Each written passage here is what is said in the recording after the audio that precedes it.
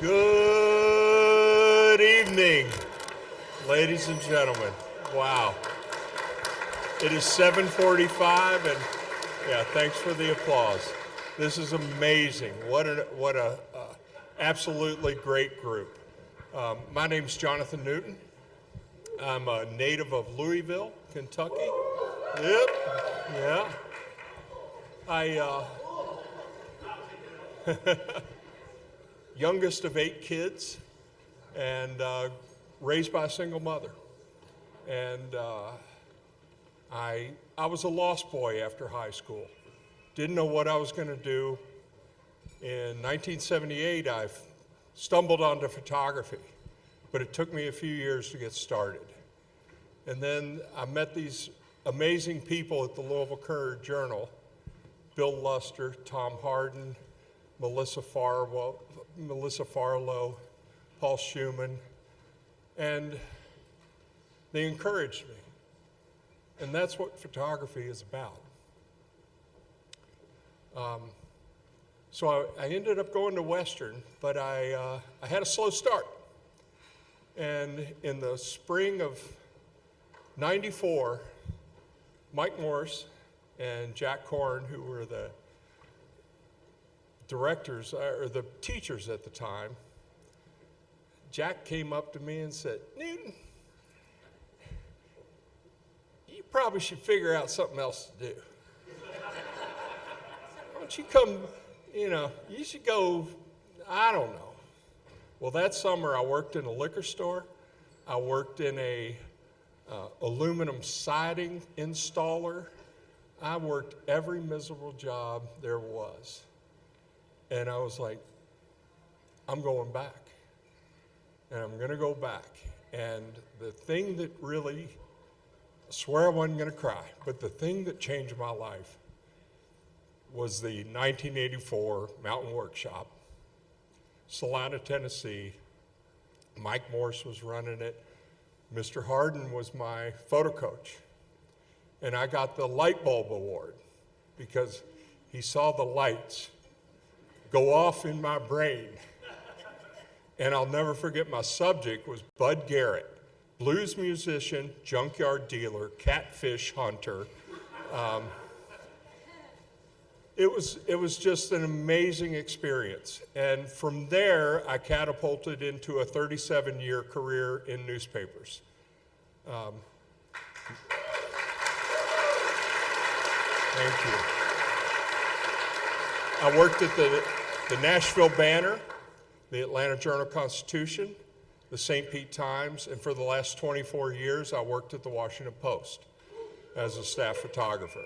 And it's funny, so the workshop in 1999, we were down in Muhlenberg County, Central City. Joe Elbert, the director of the Washington Post, said, "I like you, kid. I got an opening next year. I want you to apply for it." And it's those moments at workshop that change the trajectory of your life.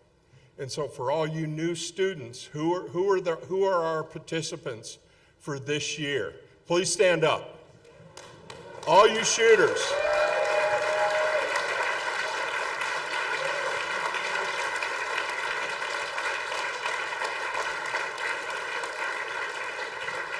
Give them a hand. So I just want to let you know that there are successes and failures at workshop, but you'll always, always, always remember what you learned here. And you labbies, you're going to learn so much too. I told this story plenty of times. Tony Sandy's back here. She was a labbie, and now she builds networks for inaugurations and the DNCs, the RNCs, all the big events that Washington has. Tony Sandys is the point person for the Washington Post network, and all that stuff she learned at workshop. So, and this just fills my heart to see all these past students here. We have Jabin and so many people here that we're gonna have just an amazing week.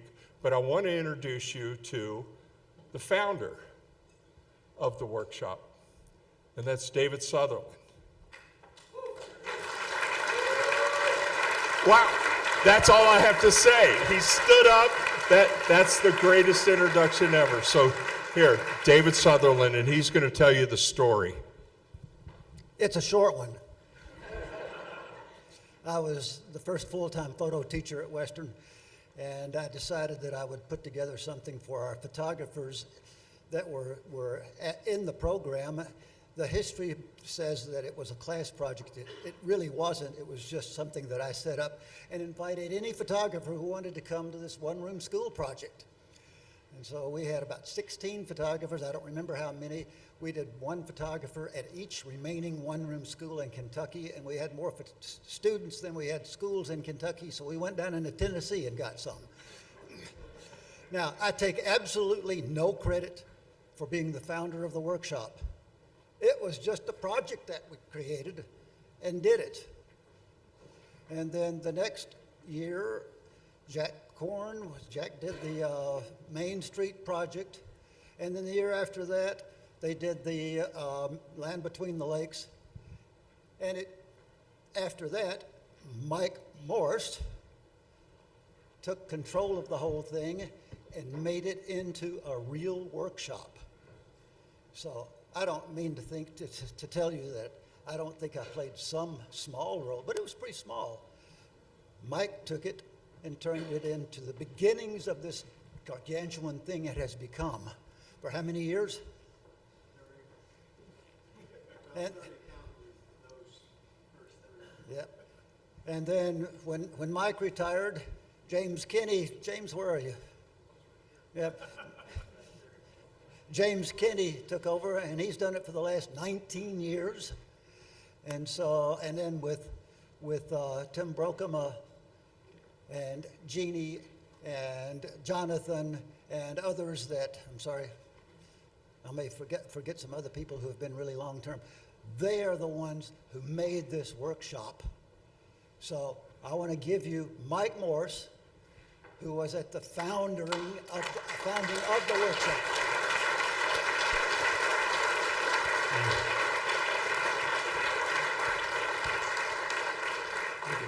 Tim asked me to just speak for a couple of minutes about, why I did that, worked on the workshop for 30 years.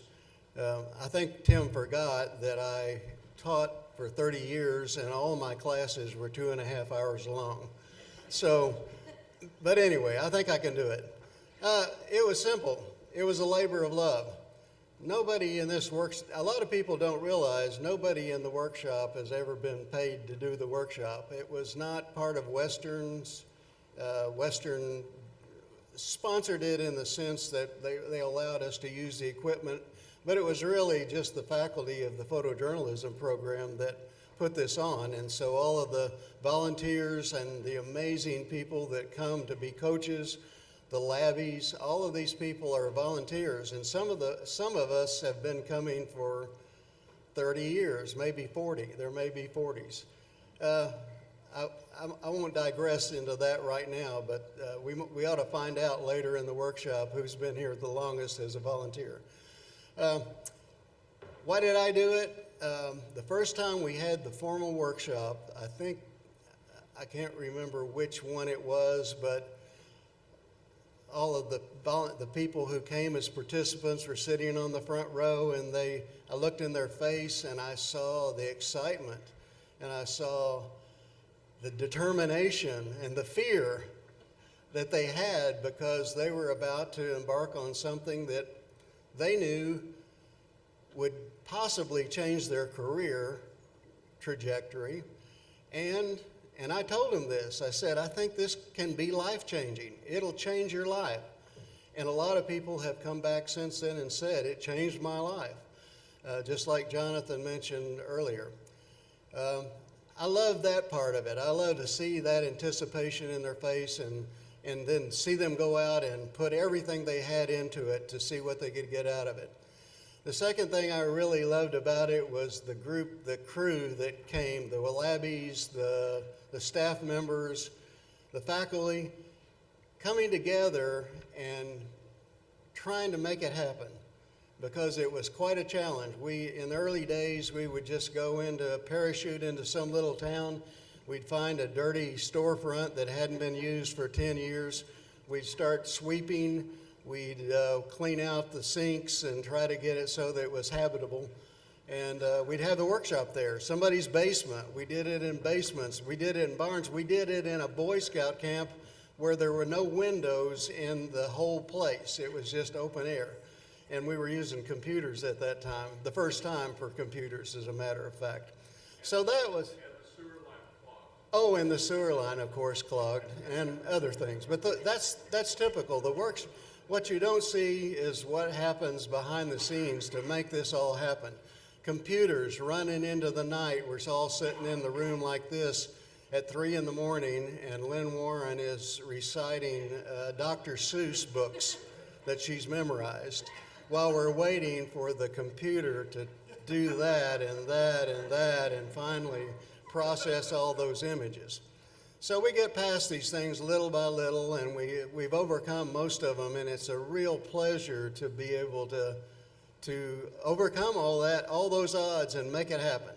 So I love that. I just think that's a challenge and a lot of fun. And then finally, I just love think about it. I had a license to call anybody in the country and say, hey, you want to have some fun and come and do the mountain workshop with us this year? And they would say yes. I'm talking about the photographer of the year. I'm talking about the Pulitzer winner from that year.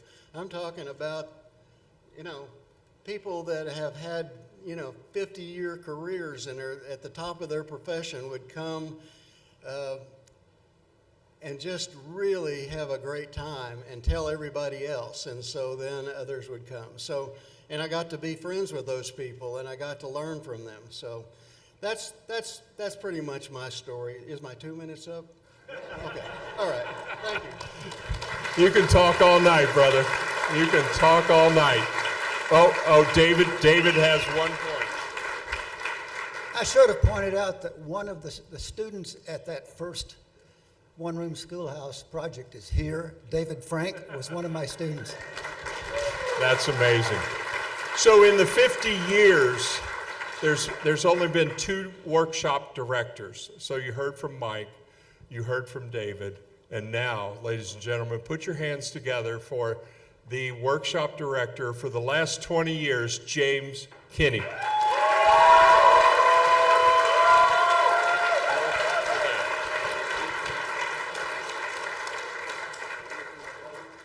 That's not working. Hey, can you turn the podium mic on, please? Well, that's okay. I can use. Okay, here we go. There here you we go. Here we go. Here we go. Welcome, everybody.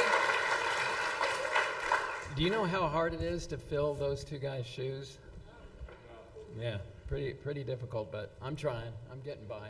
So anyway, I wanted to welcome everybody to Maysville, Kentucky, beautiful Maysville, Kentucky, to celebrate the Mountain Workshop's 50th anniversary. Yeah, you can clap. Yeah. I think we came to the right place. Yeah, step into the mic. Step There's into one. the mic. Yeah. Okay. There we go. I think we came to the right place, that's for sure. This is a beautiful town, beautiful community, beautiful building. And what a blessing it is to have you all here tonight. It's just wonderful. So thanks for being here. At some point during this evening's festivities, you're going to hear about all the wonderful folks that are out here. And you've heard from some already. But I wanted to recognize a few myself. First of all, how was the dinner? Good? Yay! Well, we need to praise the cooks, DeShay's Catering. Thank you so much for being here. Did anyone have any spirits? As Yes. in bourbon? That was courtesy of the Old Pogue Distillery supplied our spirits tonight, so I want to thank them as well. Yeah. I have a couple of bosses here, so I'm a little nervous. Dean Terrence Brown is here from Potter. He's WKU's Dean of Potter College in Arts and Letters, and Ron DeMars, Director of the School of Media and Communication, is here.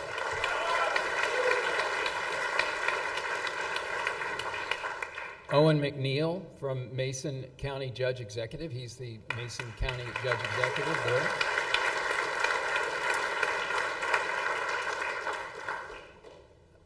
Is Caitlin here? I know. Oh, there. I've got my close-up glasses on. So sorry. So Caitlin Bailey is Maysville Mason County Tourism Director. Has been just amazing. And Caroline Reese, Director of Maysville Main Street, and her husband Sean is here.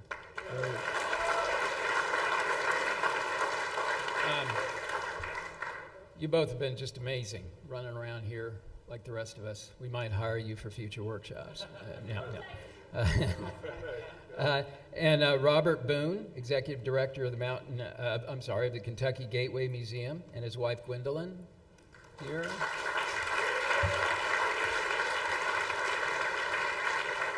So more to come on that front. When I was thinking about what I wanted to say tonight, it occurred to me that the word mountain in mountain workshops has a lot of significance. Never really thought about it before. Not only in terms of the Kentucky mountains, from which the workshops is named, but for the symbolism and seemingly powerful hypnotic effect mountains have on the human spirit. So consider some of these examples. We'll start at the beginning here. Genesis reveals that God created mountains on the third day, and it seems like they've been beckoning humankind to climb them ever since. After all, Abraham climbed a mountain with his son Isaac to have a very serious talk with God. Moses ascended Mount Sinai twice, once to fetch the Ten Commandments, a second time to replace the tablets he broke. And of course, Jesus gave us words to live by in the Sermon on the Mount.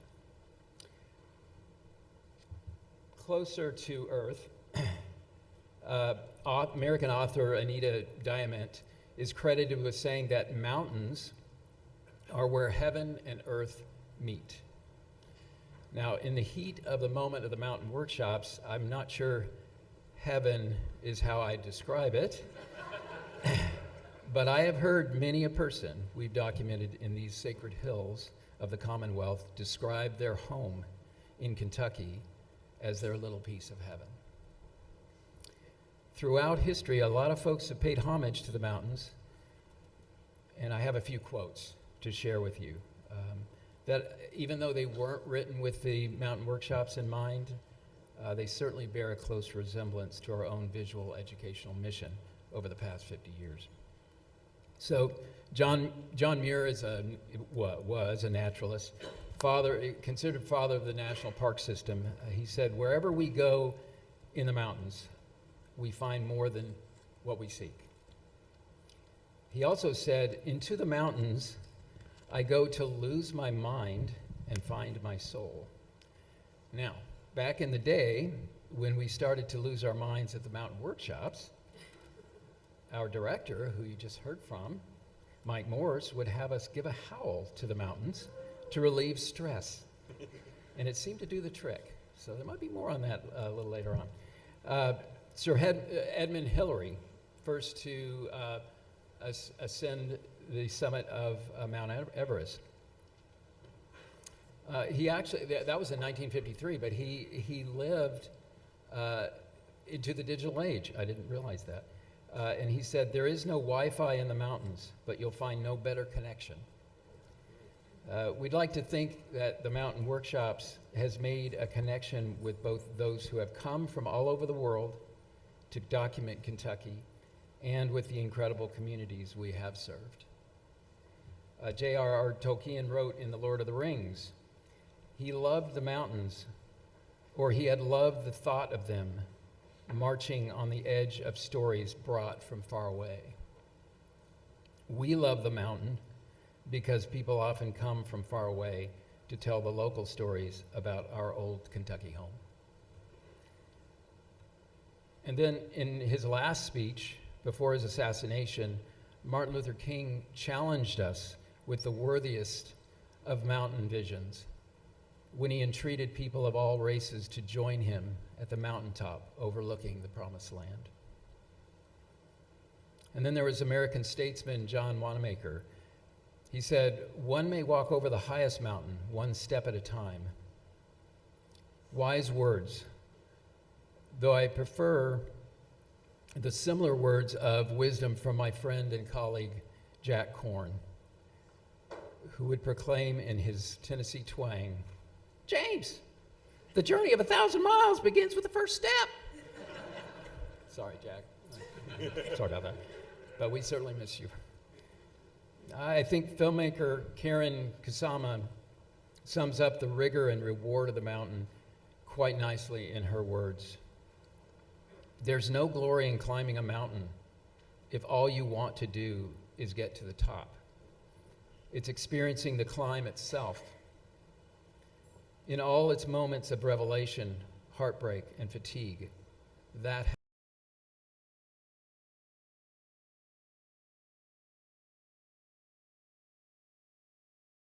this man, this timeless battle cry from Dr. Seuss. Today is your day. Your mountain is waiting. So get on your way." So those are my quotes for the day. So, but wait, Dr. Seuss.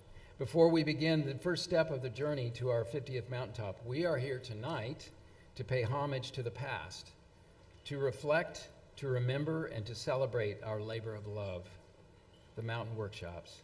So sit back and enjoy our walk down memory lane. Thank you.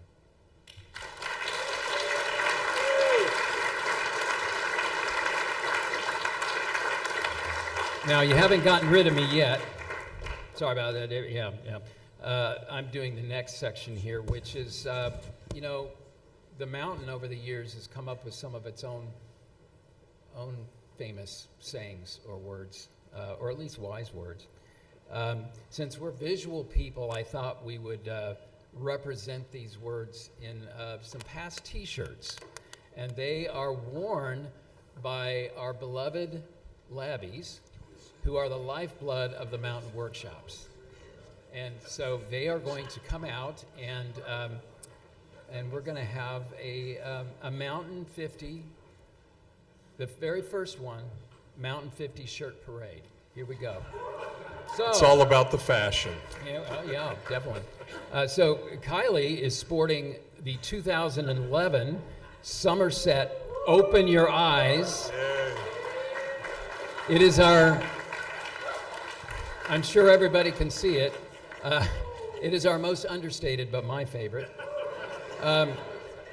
Megan is sporting the 2013 Owensboro Meet Me at the Mountain.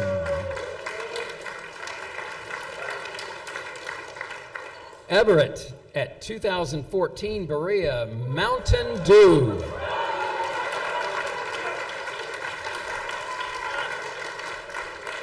We haven't gotten sued yet for that one. Brady, 2015 Frankfurt Made in Kentucky.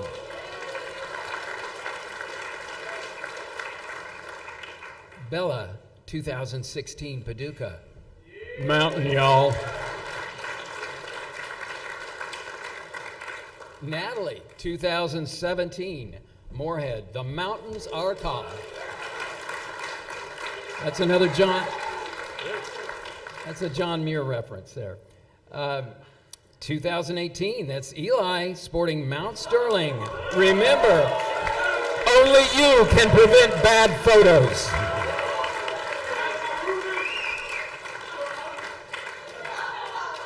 Now, Izzy, 2018 Mount Sterling. Remember. Peace, love, Oh, I'm sorry, Cynthiana. I got messed up. 2019 Cynthiana, Peace, Love, Mountain. I love that. Lauren, 2020. This was our pandemic special, Mountain Remote. your image here.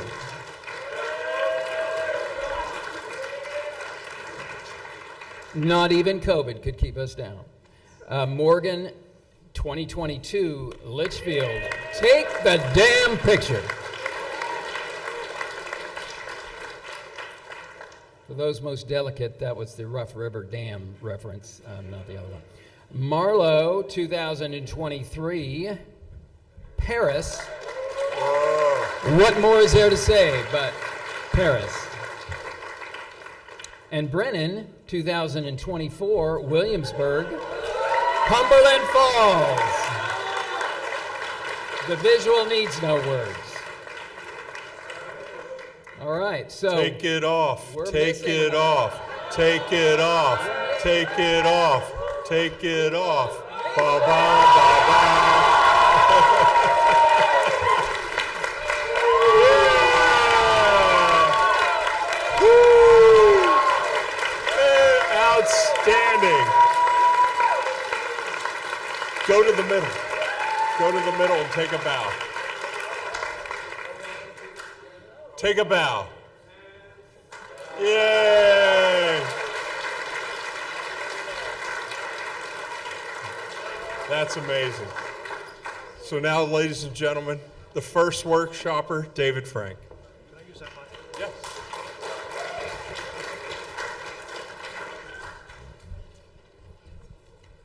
All right. So, my name is David Frank, and I'm going to say a little bit about Jack. Before I do, though, I want to introduce a couple of special guests we have here tonight. Jack's daughter, Rosemarie, and her husband, Bobby, are here at the front table. Would you all please stand up?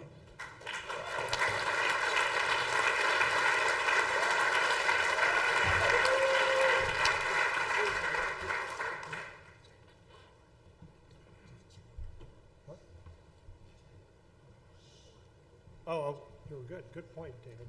I'll get there. And over across from them is Jack Corns. I probably didn't give his last name. Got to be complete here. Nathaniel is here. Could you please stand up? He's a former workshopper himself. And I want to just a little side note that he just got married 2 weeks ago. And unfortunately, his wife couldn't make it, but we're congratulations on your marriage. So, as David Sutherland already told you, I arrived in Western in 1976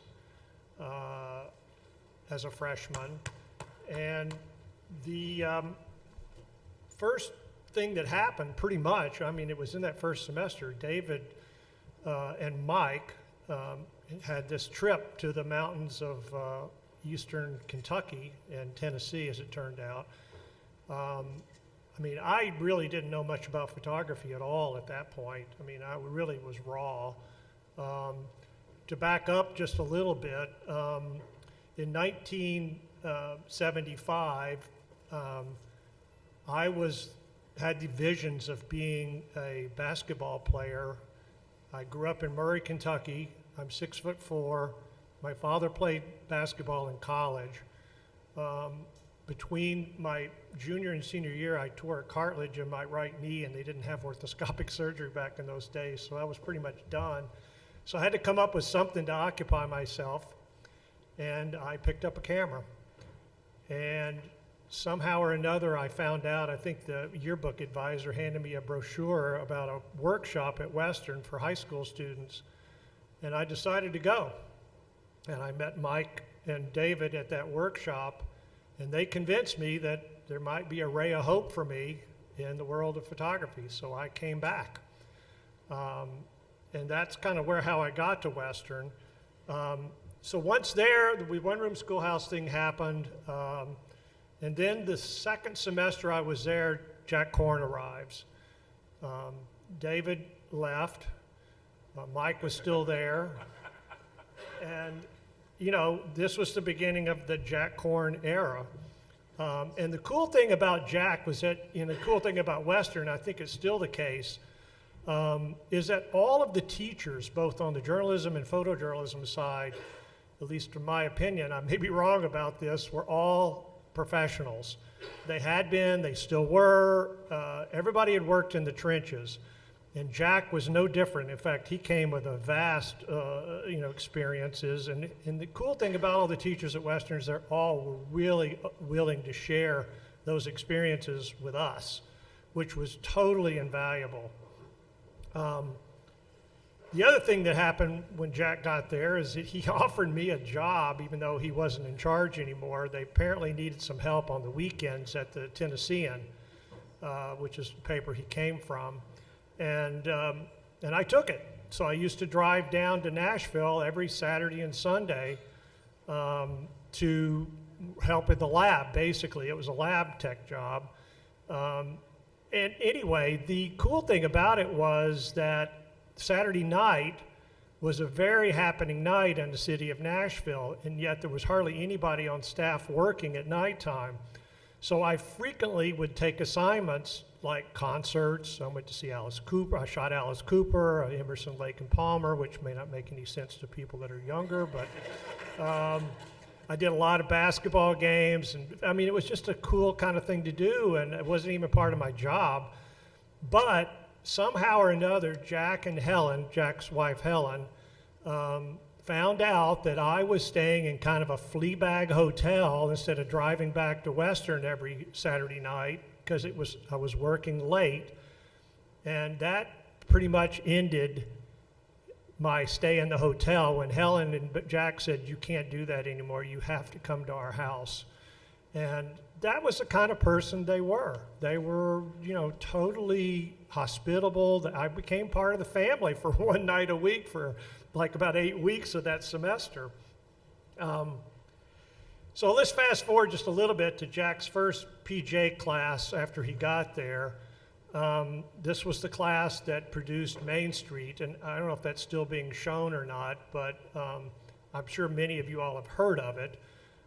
It was after the One Room Schoolhouse project. This was the next kind of project in the line of things that became the workshop sooner or later.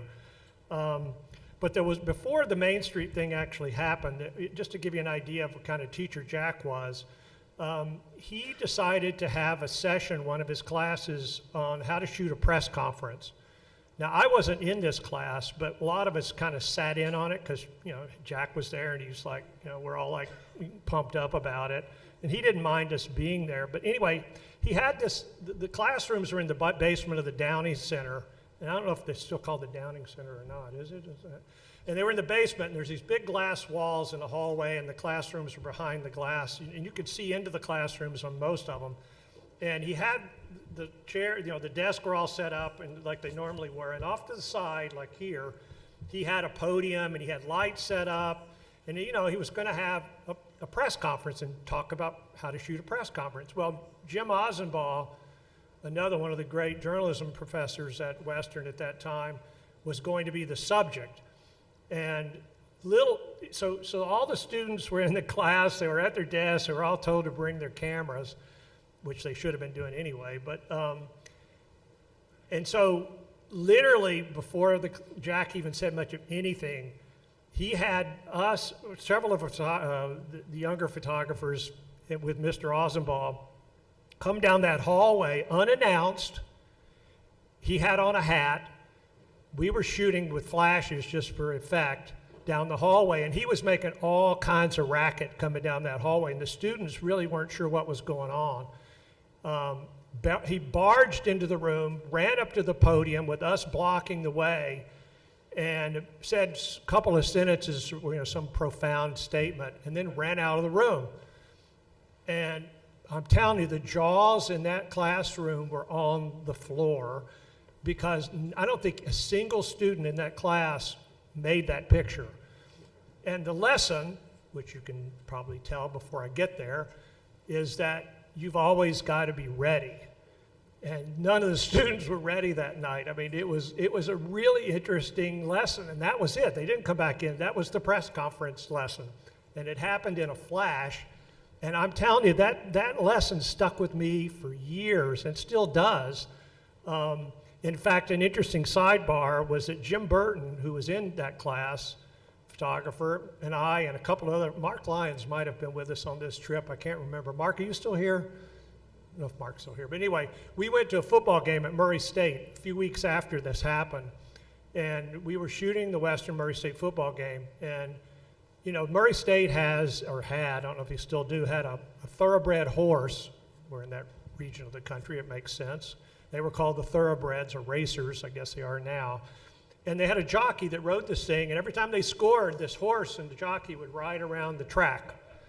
And so they scored a couple of times, and you know, we didn't care anything about what Murray was doing, you know, it was like, what difference does it make? But Jim kept following, making pictures of this crazy horse and this jockey riding around the track, and we were thinking, why are you bothering with that? And lo and behold, after one of the scores, this horse trips and falls, and the jockey goes flying, and Jim is going bing, bing, bing, bing, bing, bing, bing. And we're all like, oh, you gotta be kidding me. And Jim just turned to us and said, you know what Jack said, you always gotta be ready.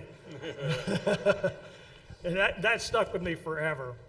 So I was in the second of the PJ classes that did Land Between the Lakes. And the great thing about Land Between the Lakes versus the first two was that it was it was the first time that we did a remote setup.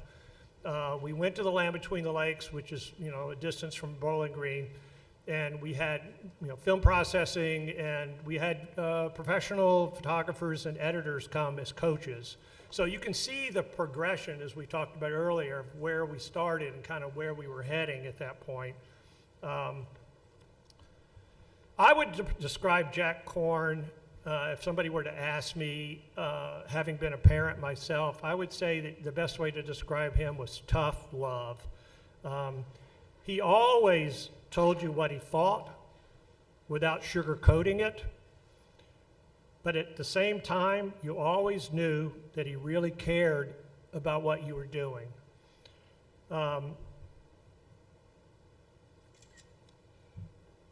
I never actually personally witnessed this, but at some of the later workshops, and some of you maybe it's folklore. I think it's real because I've had enough people tell me about it.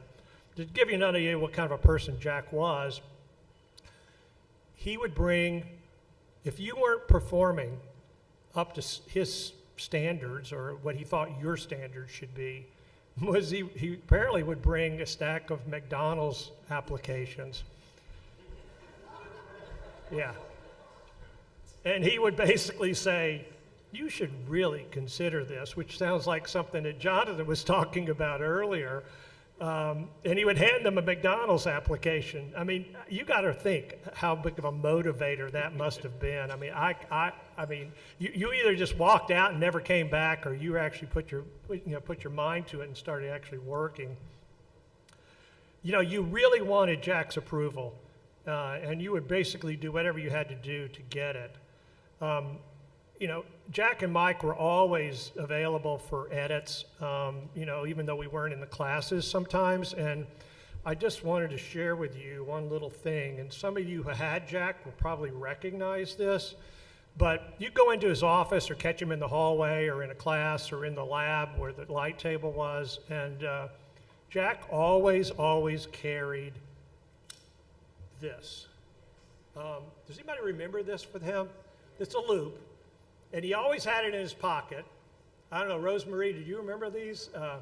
And, you know, I'd always see him with this thing, and I was going, Jack, that's a really cool thing you've got. It's like, you know, it doesn't take up any space, it fits in your pocket. And I said, where'd you get it? And he said, here, take this one, you know.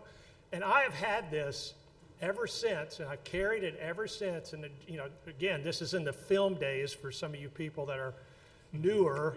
You know, we actually shot film and we had contact sheets, and this really was useful for that purpose. So I really cherished this thing over all those years. So the other thing that we did, and Jack and Mike are also very instrumental in getting us to go to Atlanta. at the seminar there. And Jack had a really wide reach, which was great for all the students. I mean, he seemed to know everybody, and everybody seemed to know him. And so we'd show up in Atlanta, a bunch of the students that went down there together, and we'd enter the contest, which was what they called open judging. Do they still do open judging in Atlanta? I don't even know, they must. Where they actually, Yes, they where do. the judges actually talk about what they're seeing and what they Yes. like and dislike. But while we were there, Jack would insist on us showing our portfolios, even if it was only 2 or 3 pictures. And if you were shying away from doing it, he would literally take you over to some director of photography, to a professional photographer, and force you to actually talk to them, which was kind of it was a little bit of a shock to us to have to do that, but it actually trained us on how to actually apply for jobs and get to know people and get over that whole thing. But the other thing that happened, and Rosemary, I'm going to ask you again, I only saw Jack angry, really angry, one time in my life. And I'm sure you probably saw a different side of him being in his house as a daughter. But at the 1977 and 78, Jack covered the coal mining strikes in eastern Tennessee. And he was very involved with coal mining throughout his whole career.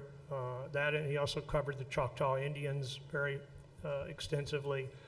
And Jack made this really cool picture of a coal mine striker behind a log barricade, and it just had some slits in the wood, and there's a shotgun barrel coming through it and 2 eyes in the dark behind it. And it was a cool picture.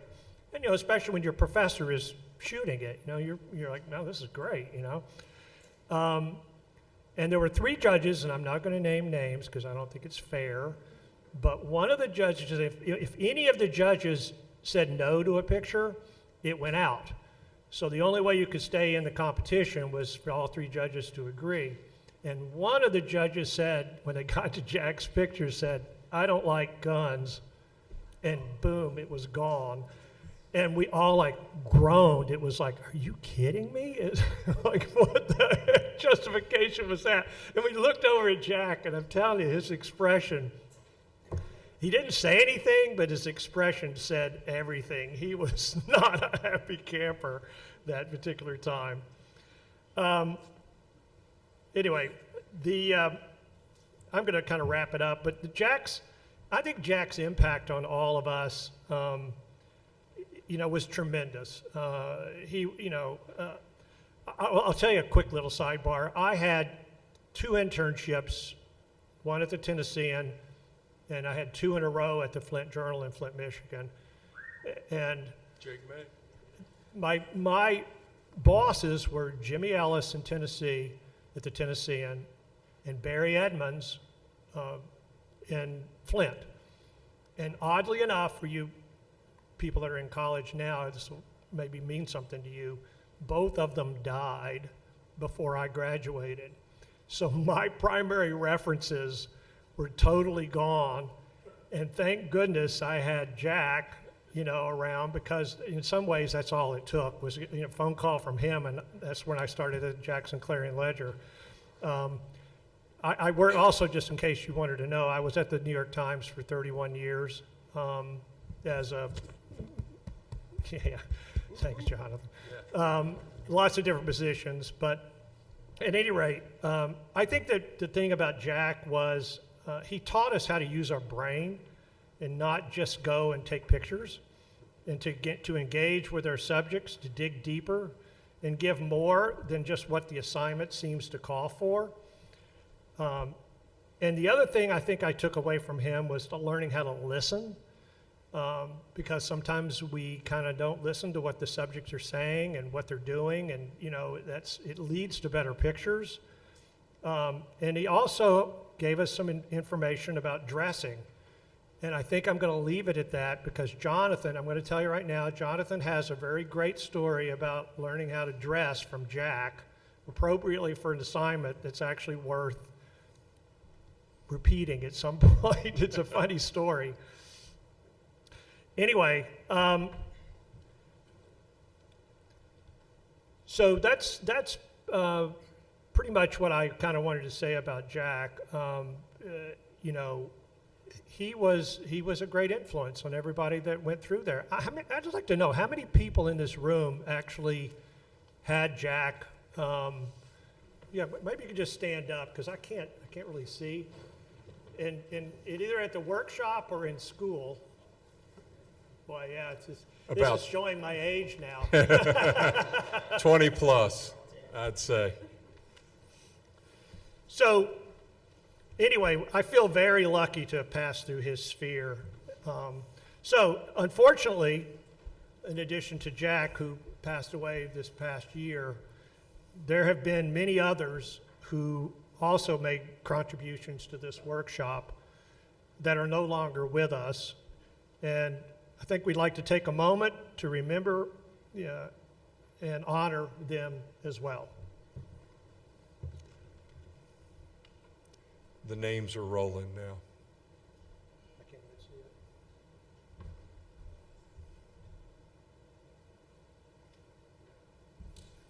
Let's hear a round of applause for all our dearly departed.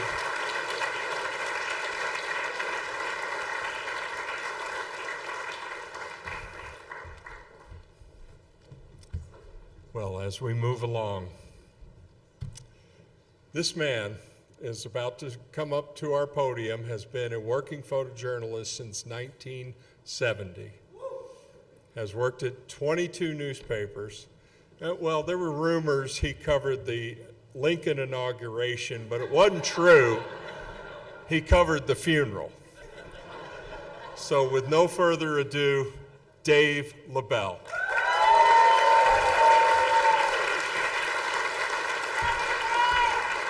Which mic? It's probably going to be easier, yeah, if I do this right here. There's a contact sheet. Quick, grab it. Yeah. Well, the good thing is, between David and Jonathan and Mike, they've covered everything I was going to say. So we can go home right now if you wanted.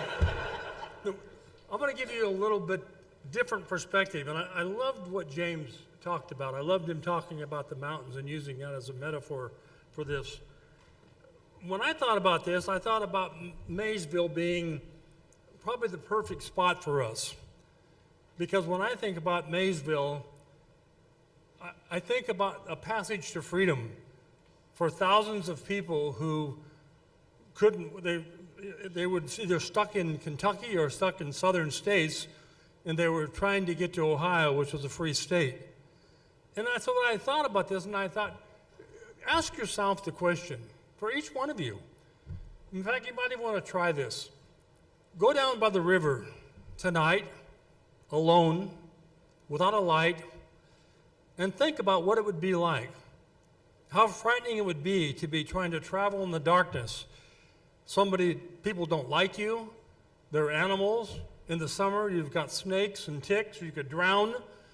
There's so many things that are pulling at you that would cause you to be totally in fear. And I think that we should think about that even while we're here, that these people came before us in this very ground that we're standing on. They weren't sitting around in fancy tables. They were hiding in caves, and there were brave people that were putting them up, risking their lives to give them freedom. And the reason I think it's so appropriate is because that's very much a metaphor for us. And that is, there's a lot of young people here that probably are not going to admit it. There's a lot of anxiety about coming to this workshop. There's a lot of fear. Am I going to do this? Should I keep doing this? Am I going to fail? Is my coach going to hate me? I mean, even Tim Brokema, who's been around here forever, still talks about Stormy Green, and how frightened he was of her. And he said he was so intimidated by her, and she was intimidating. And so, look where he became. So we understand that. So the whole idea of the workshop for me, the metaphor is, how do I make that passage? How do I go to this freedom to be able to cross that river? We're not just talking about climbing a mountain, we're talking about crossing a river someplace that you don't ever want to come back over to. And that's what the Ohio River is for a lot of people. I looked out there and I thought, How many people drowned in that river trying to get to freedom? And then I thought about students that we've had, of how many students that we've had once they got out of this workshop, once they had the confidence to do this, once they believed they could do this, and they went into places that were very dangerous. Some of them were shot at. Some of them might have been even killed. You know, they went to a passage of freedom, and they became voices of freedom, brave voices of freedom for people that might never be able to hear or see what was being said. And we're still facing that today. We're still crossing that river, and that we still have to have people that are witnesses and have the courage to face all the elements, to face all those that are trying to oppress you. It hasn't changed. It just looks a little bit different. So I'm not going to go into all the details other than to say that in the beginning, and that's a good place to go, I'll follow what James said, in the beginning is a good place to be. And we already have talked about how that they went out to the one-room schoolhouses, that David Frank was part of that. And we talked about even how they went to Main Street. But I want to talk about this for a minute. I want to continue another metaphor when you look at it. I'm not able to read this, and hopefully you can read this here. But you know, these things don't happen accidentally. You have to apply. The Department of Education offered this letter. You know, I know David was part of this. Others had to. You have to be able to do a lot of paperwork to get in the position that you're in, to be able to even do the things that you're going to do. But they were impressed. That long ago, they were impressed of how important this workshop was and how that it could change lives. So when I think about the workshop, I think of how deeply connected it is to the Western Kentucky program. In my opinion, they're inseparable. And when I think about their beginnings, I am very truly humbled to be adopted by that family, to be able to know those guys, to have worked with Jack Korn, and to have had Mike Morse totally change my life, to bring me from the Sacramento Bee to come here and work with students. It totally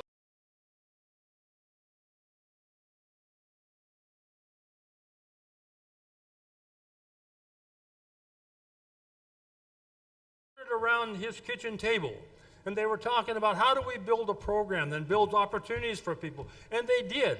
And not only did they plan this, they decided they were going to plant a garden, and they planted a garden, and the seeds were photo seeds, and they brought in all of these workers. Those workers came in. They brought in people like Tom Harden and Bill Luster, and these people would come in and they would help people, and so they kept growing this garden. They kept trying to make it a better place, and it grew, and they were very protective of their garden. They didn't want anybody tearing up their garden. They had enough fights sometimes with administration. There were so many people opposed to letting that garden grow that they had to keep valiantly fighting it. And you know what? It kept growing, and it kept growing. And it got better, and it got better, and it got larger. And it finally went all over the world. It went beyond Kentucky. So that people, or the students that came to this workshop, went all over the world and told the stories of the world. And they became witnesses for the world. What a great garden. What a great beginning it was. And to think that you're still part of it, and that I'm still part of it. So we're moving on here. And we talk about this. That's kind of the way I think sometimes. Aaron always asks me, did I have a dream last night? And this is what it looks like. Sometimes it's very blank. So, anyway, they did the main, Mike did the main street, and Jack helped them, and I guess, and they did a variety of things to give people the skills that they were going to need. All right, we're going to move, Tim. Thank you. Since I can't see that. We've already talked about the one-room schoolhouses. By now, they've been demolished. Let's keep going, you know. Let's go. Yeah, but they were kind of cool. I just wrote a story about the one-room schoolhouses in Oregon. There were a lot of them up there in Oregon and Washington as well. But these were cool places. This is before, you know, the internet, cell phones, school shootings, all the stuff that we understand now. David thinks those are his pictures, but then he's a little older, so you know.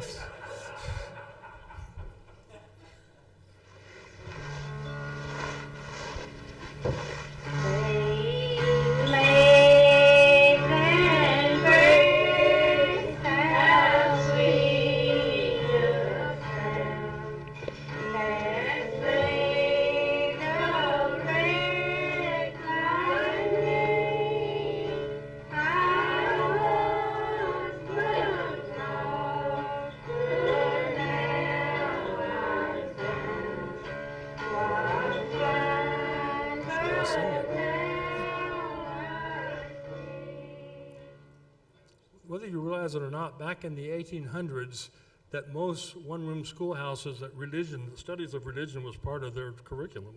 A lot of the schools had to do that. So then we went to, like I said, you go to Main Street. This is, where the university is located, and start, sharing stories about the people that are there, what they look like, and what they're doing. And so these certainly were the precursors to what we know now when we talk about storytelling. Some of the things are the same, and some are not. One of the things, as I said, about that foundation, when they built that foundation, they built it so well. Mike, and he alluded to this earlier. I asked Mike one time at a workshop, I said, "What? These people come a long ways. They take their vacation, they don't get paid, and they come here. Don't you think we should be paying them some kind of a stipend?" And Mike said, "When you introduce money, you're going to ruin it. It's all based on volunteerism." And that foundation has been throughout. So they've kept it. So they brought in these great, great teachers from all over the country. And people felt honored to go to it.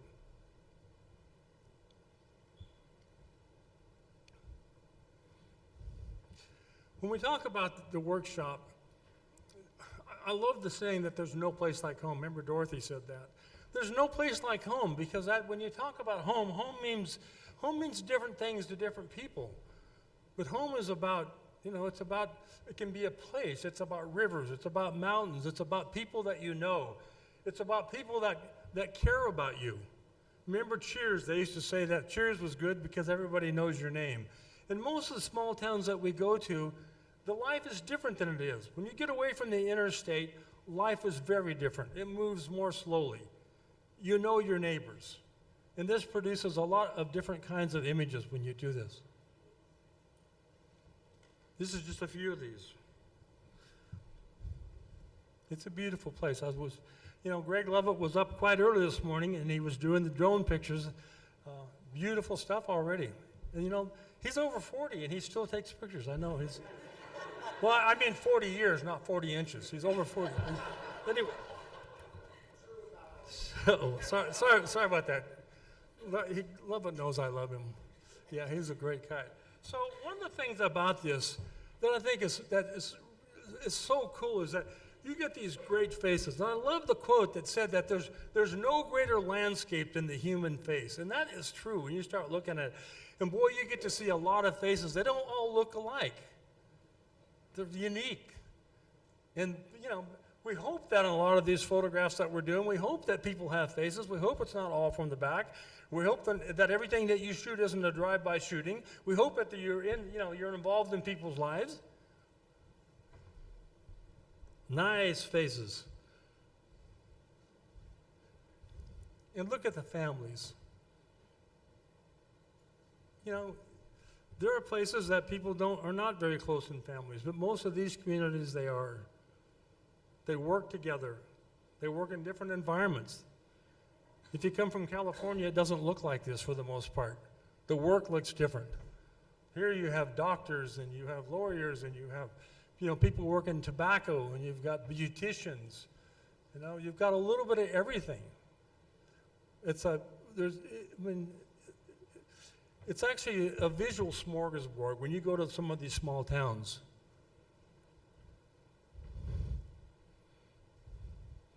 Even there.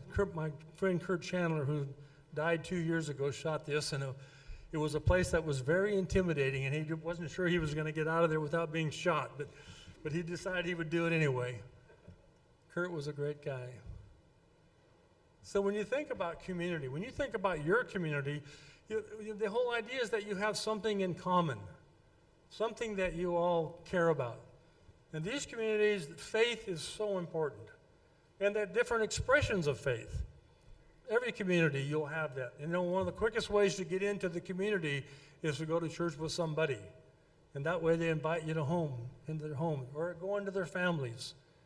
When you go home with people, you see them in a way that you never see them on the street. And that's what we do in this workshop. We build a relationship with somebody that allows you to go into their homes and become a part of their lives for a short period of time. And football, sports is a big thing here, just as there are a lot of animals are important here too.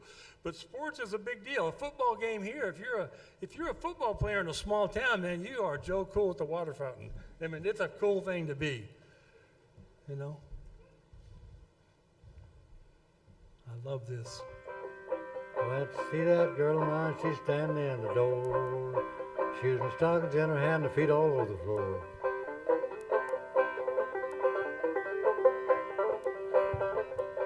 Whiskey by the gallon, sugar by the pound.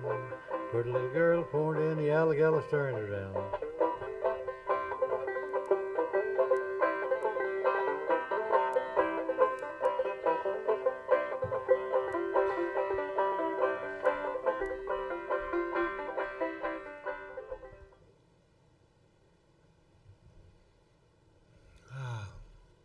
So we think about the way that we learn, particularly you students, the way that you learn, it's different than being in a classroom. You learn by doing.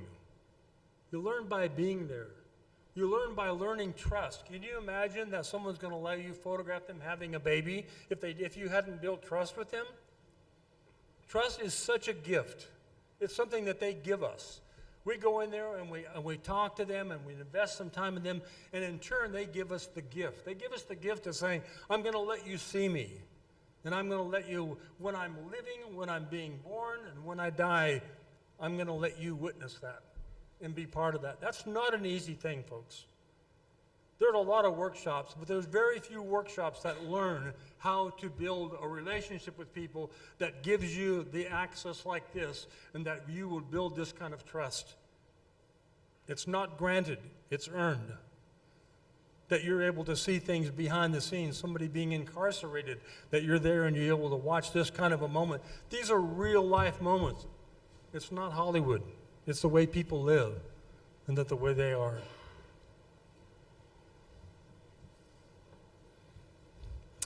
So we do it, our primary way of communicating is telling stories. And I don't mind saying, and I know that James alluded to this, people ask me sometimes, they say, who taught you to be a storyteller? Who was your greatest influence in photography? And I tell them, I said, I had 3 great influences. The first one was the painter Rembrandt. He taught me so much about seeing light and having a connection to that light. And then my second influence was Norman Rockwell. And Norman Rockwell taught me to see humor and to really see story and see that story develop.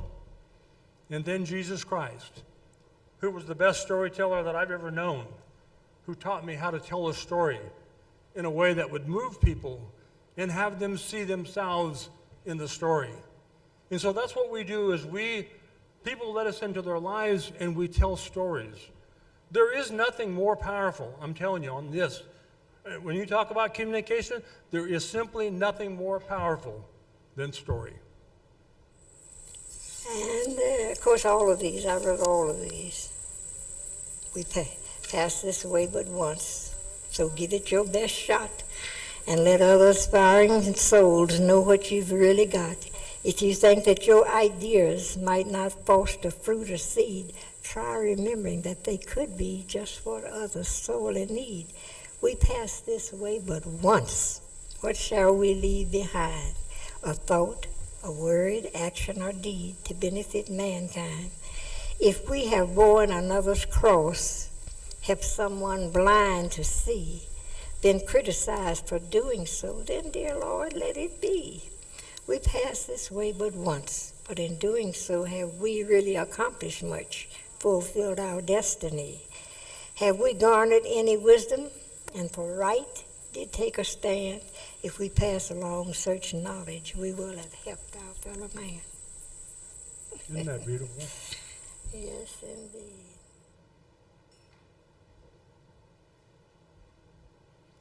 I loved Alberta.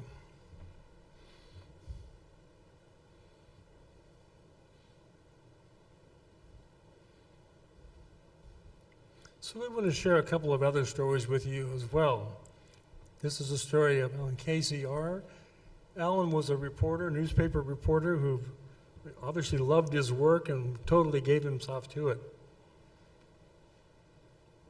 Typical of the commitment that a lot of people make in small towns.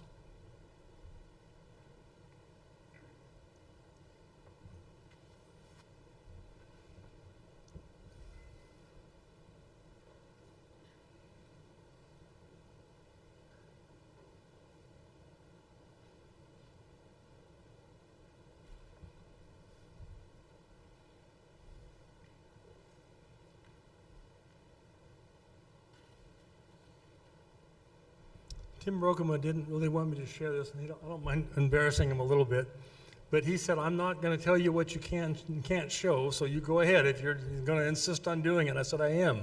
I think it's important. I think it was unusual to have a female police officer back then, and I thought Tim did a pretty good job with limited access. Once again, this woman is probably over 40 by now, I'm sure. Might still be there.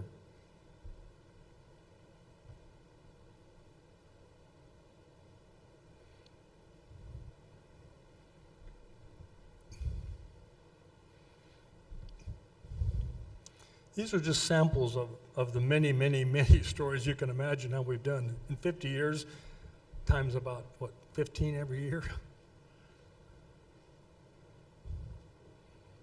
And then here's Rosa. Rosa, she's, what another beautiful lady.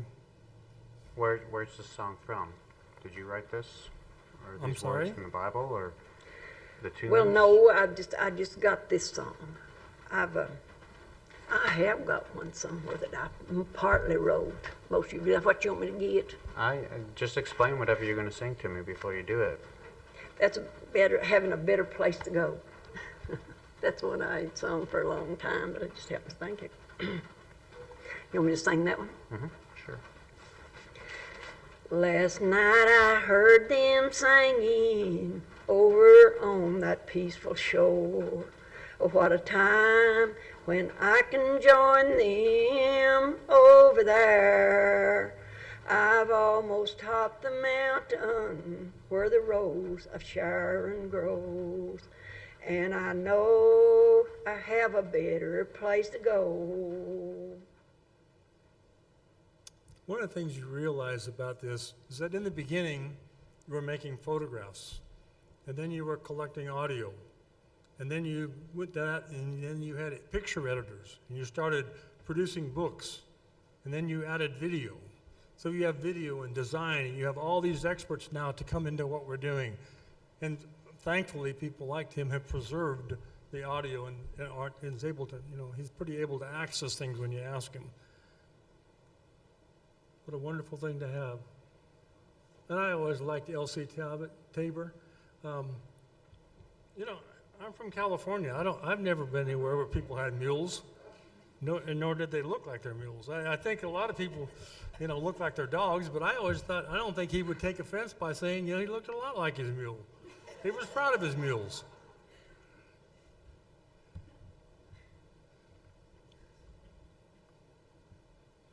When I came from California, there were a lot of things that were different, that looked very different. Even though I was raised in the country, I was raised along a creek, there were still some traditions here. We didn't raise tobacco. We probably smoked it sometime, but we didn't raise it.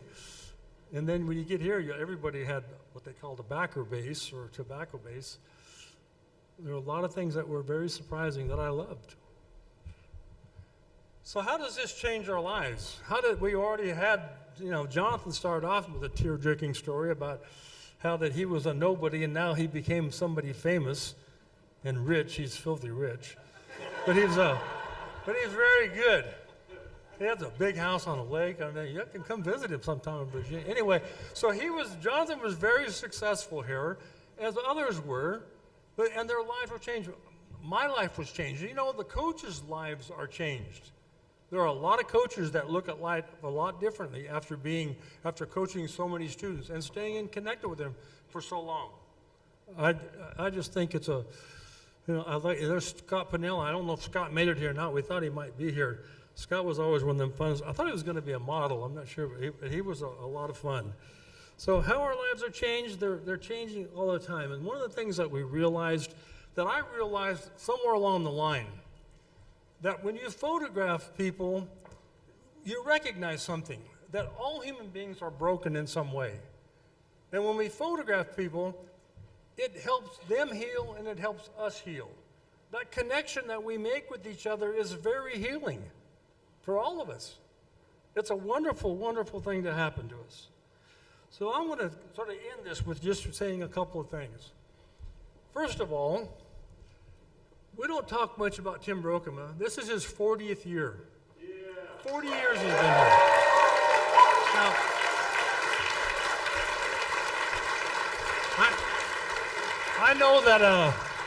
I know what Mike Morse does. I love him for what he does in his administration. I know what James Kenney does, and I know how he has to always make sure the money works and handle all these stuff. And plus, he's good with words. But you know what? There's always somebody there who doesn't talk a lot about themselves, who doesn't brag, who really makes the machine work. Tim Brokema makes the machine work. And I want to tell you, I don't mind telling you one. I had to write a letter of reference for Tim many years ago. I'm not sure what job it was, if it was Chicago or where he was going, but he asked would I write a letter of recommendation. And it's still my favorite recommendation ever.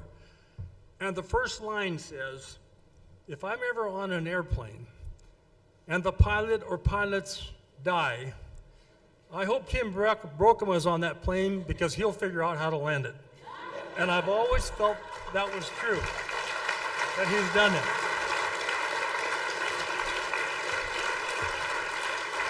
And then I want to tell you, I want to talk about one other person quick, and I don't even know if he's in the room right now. And that's Rick Loomis. Rick Loomis was a student. He was a student in my class. He was a student many times. He was a labbie. He was such a part of these mountain workshops forever. But what's so interesting about Rick Loomis is has been a lot of places. He was been in Afghanistan. He was embedded with the troops in Iraq. He's seen people die. He's seen the whole world. And yet he comes here and he is a coach. He continues to give back, and he does it with little fanfare. And it's people like that that make this work. They're never too big to come back and to serve. And isn't that what we're all trying to do, is serve? People used to ask me when I was at Western, they said, Mr. Lavelle, would you give me the meaning of life talk? It kind of got around. And I said, okay. And sometimes there'd be a line at my door. And so I thought, I don't have enough time to talk to all of them. So I finally made it, a lot, I abbreviated it basically. So when they came in, they said, what's the meaning of life? And I said, do you want to know truly? And they said, yes. And I said, Jesus said it well. It's more blessed to give than receive. And that is the meaning of life. Now, it sounds too simple, but it is. So I'm telling all of you, this is so interesting when I look out here, I realize something.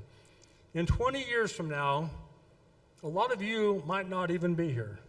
There's some of us that are 70 or 80 or maybe a little older. In 20 years, you won't be here. In 30 years, different people might not be here. Can you imagine in 50 years, some of you that are young might not be here. And in 100 years, no one's going to be here. Not one person in this room will be here in 100 years. So what does that mean? What it means is that we should think about, what is my legacy going to be? What am I going to give back? What is meaningful in my life that is going to go on beyond me? I am humbled and I'm honored that you would even ask me to come back and be part of this. I was a small part of building this, a very small part, but an important part.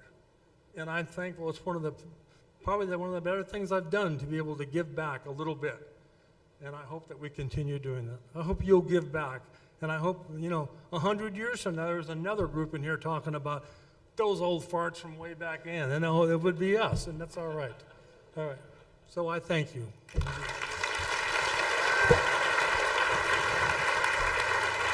there's one thing that connects us all as human beings across time or place, it's story. Between the Ohio and the Tennessee and the Cumberland and the Mississippi, the sunrises last forever and the sunsets last just as long. Mountain Workshops helps participants to hone their ability to tell that story. It's a little piece of heaven. And to shine a light on something that is true. There's a feeling of the Delta, but a feeling of the hills. And those two things in America make for one beautiful place.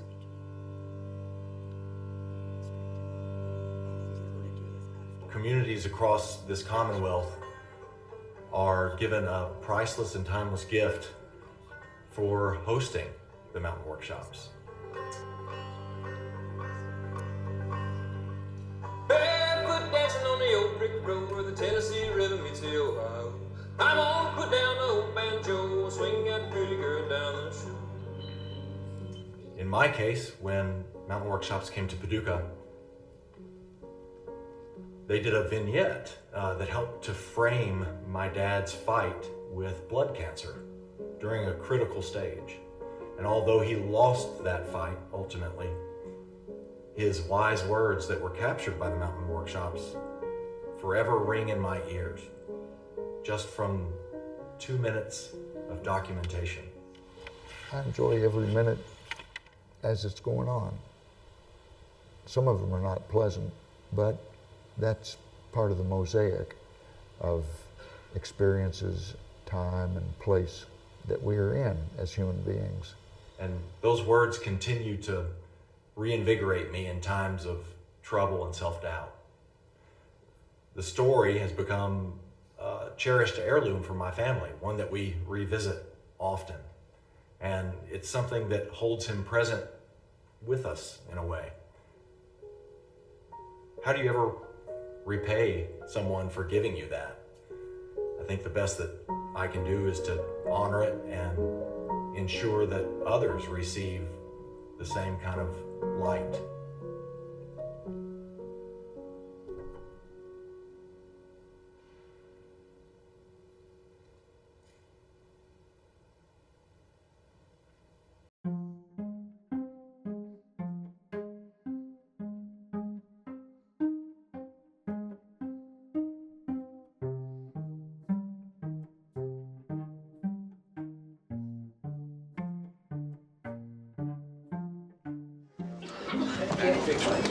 It's an invasion. Over 24 photographers are in Russell County, Kentucky, here to capture the character of this county on film and learn what being a photographer is all about. I want to capture it at that special moment when it tells the whole story. The people to be photographed are drawn at random from a hat.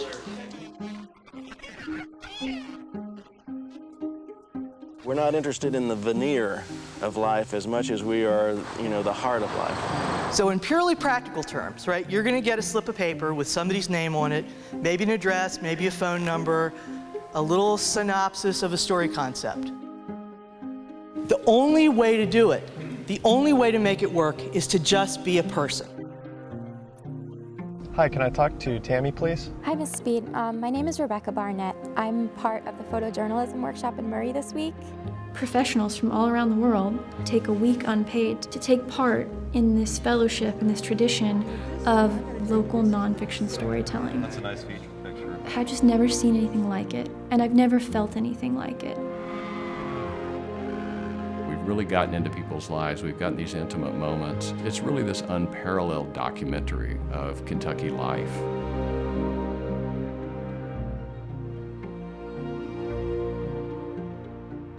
We are creating a historical record of the people of Kentucky, the culture of Kentucky. This is profoundly important. And to have a collection that's been doing that for nearly 50 years, it is one of a kind.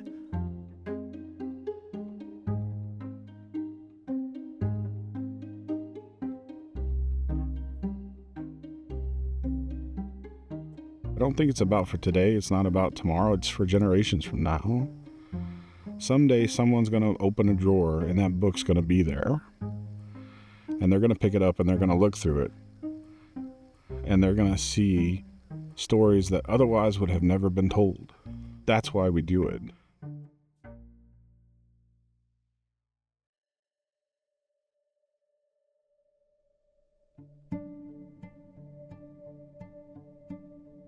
So it was 1976. There were only, I think, 11 one-room schoolhouses left in Kentucky and Tennessee. They were being closed as quickly as possible. David Sutherland and I were teaching photojournalism at Western Kentucky University.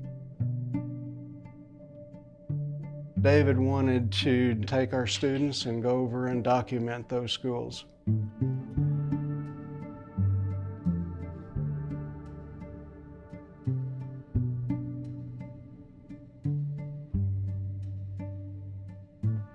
Inside the school was usually a pot-bellied stove,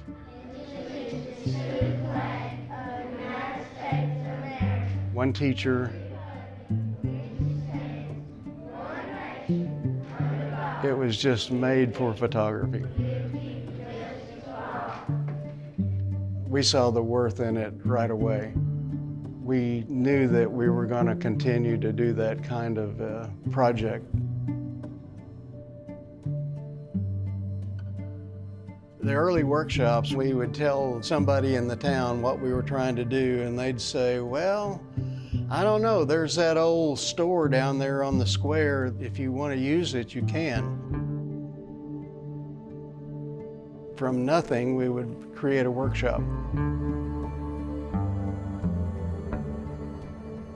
Getting out into real life was a great opportunity for students.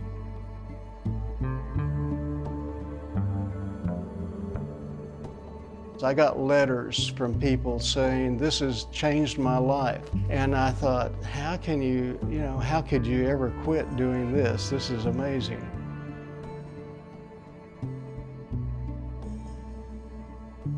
I foresaw that it would just keep growing.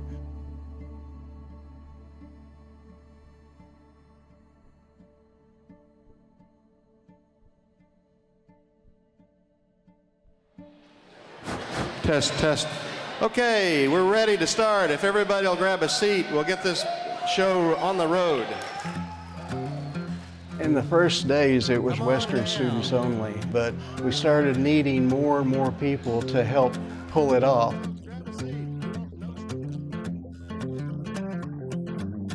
Some people would say what we do at the workshop is crazy. We come into an empty space, a different space every year that has different challenges. I wonder what the temperature is in this place in the evenings. This one echoes, man, if that place was open over there. Go ahead and walk because it'll give a sense of space of what size you are. We set it up and run it for a few days and then tear it down. It's an adventure, just doing the setup to get it ready for everybody to show up. That's it. No more.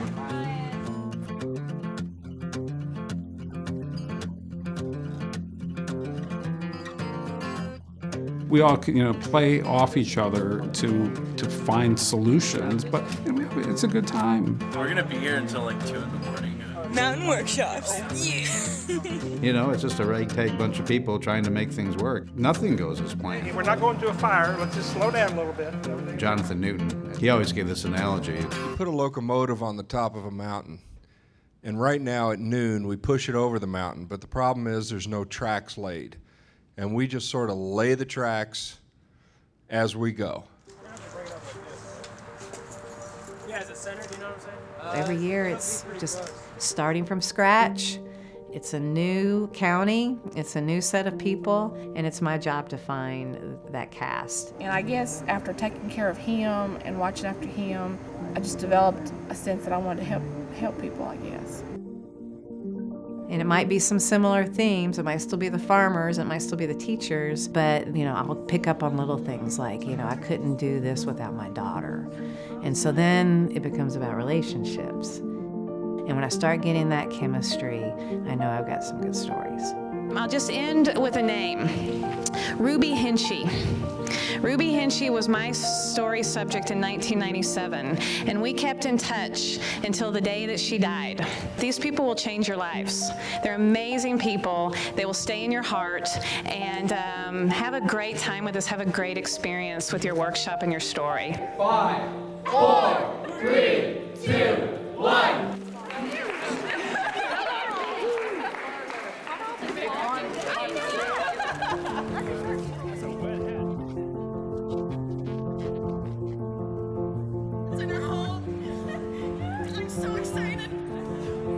I could have drawn anything out of that hat. I was so excited. I grabbed my story out of the hat and I unfolded the paper, and it was a story about a father who had been gone for so many deployments that he had been absent for more of his kids' lives than he had been there for.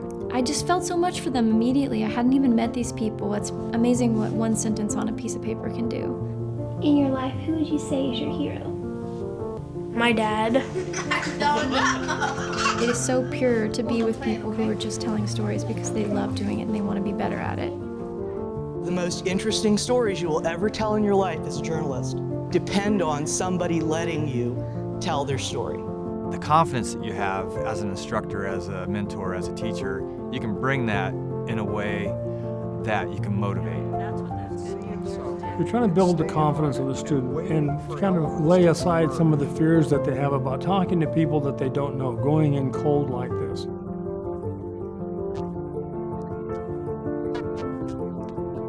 They're talking to strangers, they're going into houses they don't know. Building that trust, that's no small thing. Come on in, guys. Hi, Jonathan. Nice to meet you. There's a lot of hand-holding, a lot of encouraging, a lot of challenging, and people, when they get done, they realize, you know, I guess I can do this.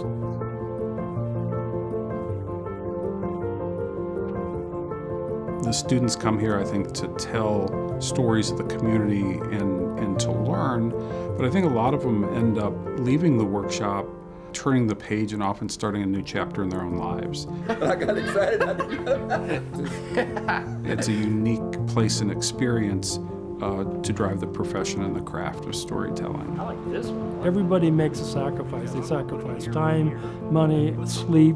You have to lay all those things aside, and you are physically exhausted and mentally exhausted when you're done.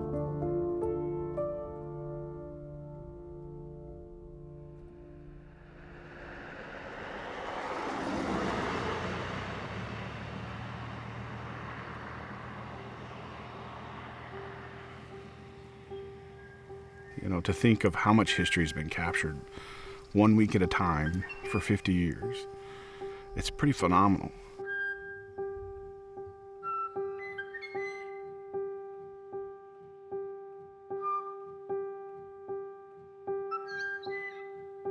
There is something about finding delight in someone's story and like spending time with a stranger and listening. It's very human and it's very necessary, and maybe now more than ever.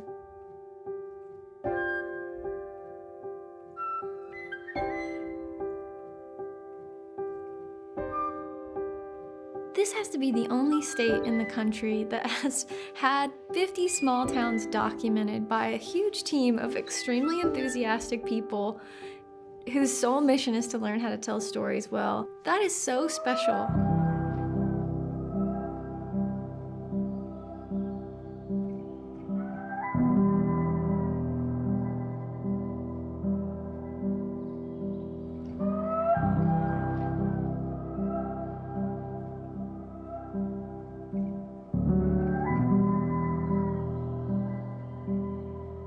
The epitome of what we do is to make connections with people, let them know that their story is important, and then to make that picture just at the right time that made you really feel something for that person. That's what it's all about.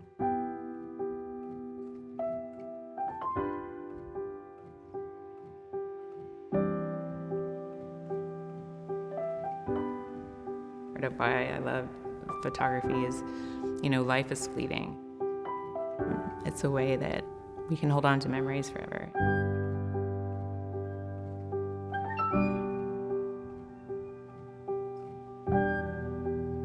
The Mountain Workshop is a mirror of that community. It gives them back themselves. It shows them who they are.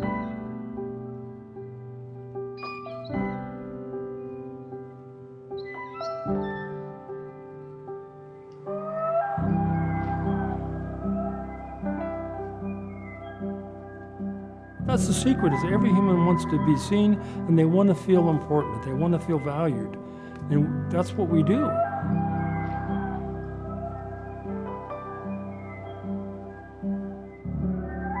What the Mountain Workshops bring to these communities is a time capsule. Come next year when that book's done, or when the gallery's shown, this community is going to gather around, and those people are going to put those books somewhere special because they're in it. And they're going to give it to their kids, and those kids are going to give it to their kids. And that's why we do it. We may only capture a week at a time and a community at a time. But for Kentucky, if you add all those 50 up, that's one hell of a story.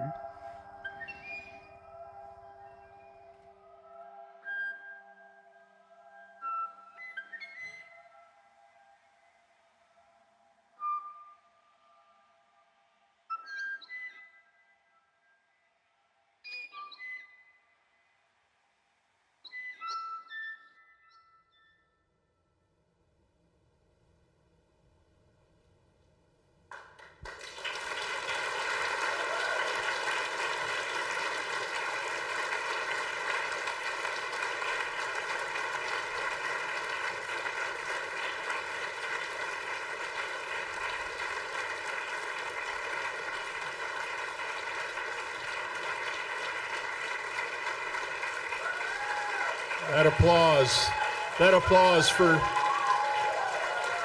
Nick Huey.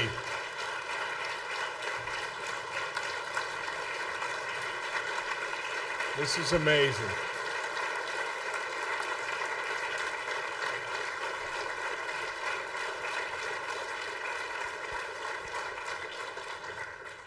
Western grad Nick Huey put that together, directed and produced.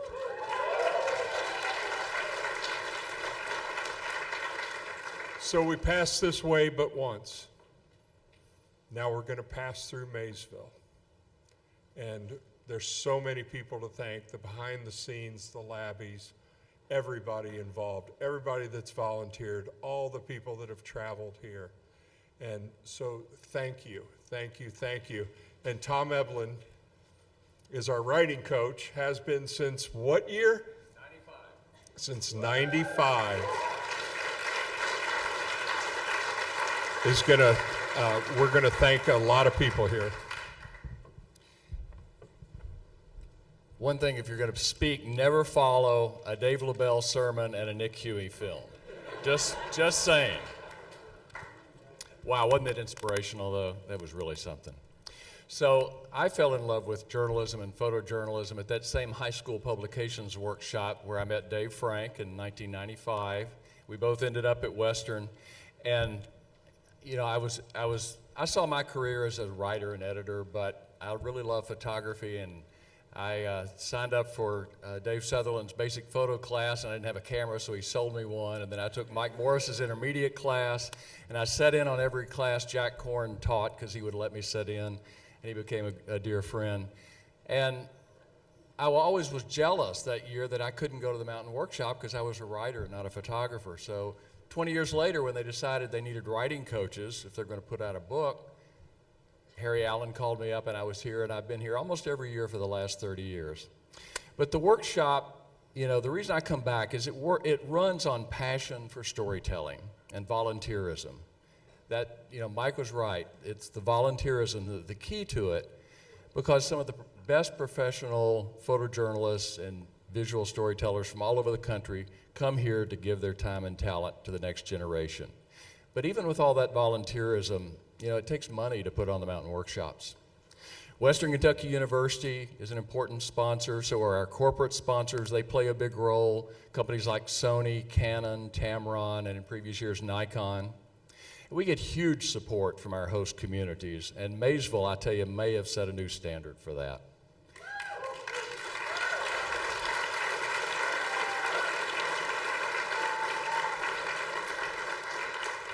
This community could not be more welcoming. And for those of you who have worked in like dead factories, I mean, good gosh. But some of our biggest expenses really are travel to bring the volunteer coaches and to house and feed them while they're here, and the support staff.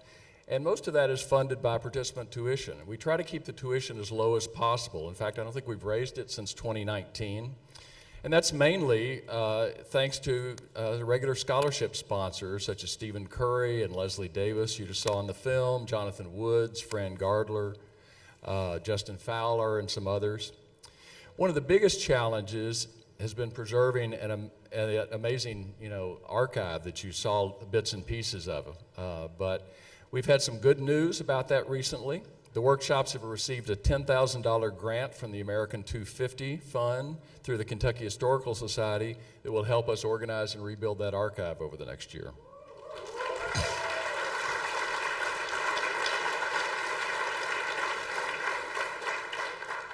The one thing, as a former newspaper managing editor, I appreciate is really good, wise money management. And the people who run this workshop, from Mike Morse all the way down to James Kenney, have always made a dollar go a long way.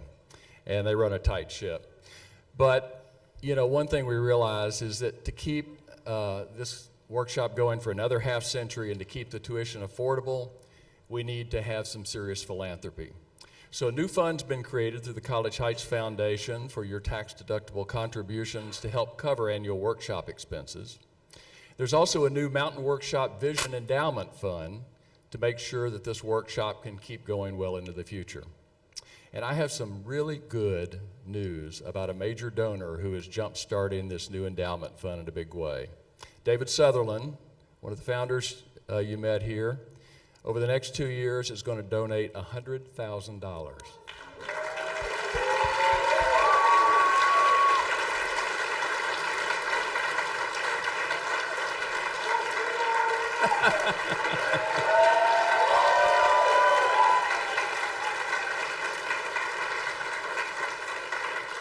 That will really help this go on for another 50 years. But this isn't just an effort for big gifts. It needs small gifts too, like the money that many of you all chipped in tonight to help pay for the dinner for every WKU student. That's where that came from.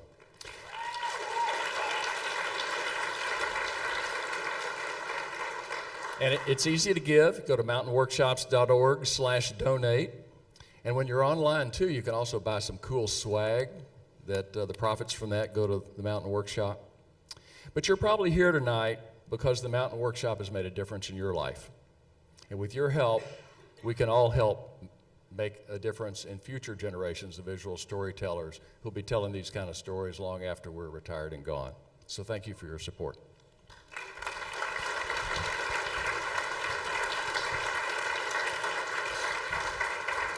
So this is the main room for the workshop that's starting at 8 a.m. So once this is over, you can't stay here.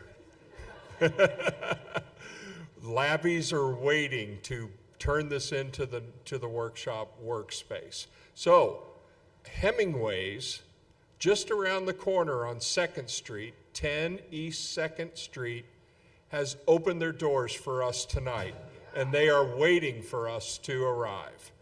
And so Hemingway's Bar right on 2nd Street. But, you don't have to go home, but you can't stay here. So we pass this way but once, and so we pass our ways out. Good night, everybody.